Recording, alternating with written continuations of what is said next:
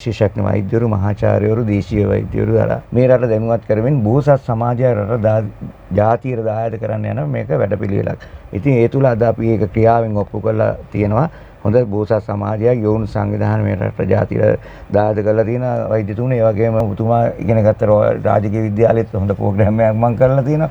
ඒ වගේ ලංකාවේ කරලා අද බෝසත් සමාජයක් දායද කරලා ඉතින් අපි මේකේ බලාපොරොත්තු වෙන්නේ ගොඩක් දුරට පංචශීලයේ සම්මාන මුල් කරගෙන ඒ කියන්නේ බුද්ධ දර්ශනයේ අෂ්ටලෝක ධර්මයේ මුල පන්සිල් පද පහ මුල් කරගෙන අද එකෙන් එළියට යන්න අපි හදවත අපි කොයි දේ රවට ගත්තත් සබහා ධර්මයට අපිට රවට්ටන්න බෑනේ. ඒ නිසා අද අපි ඒ තුලින් විශේෂයෙන් සත්ව ඝාතන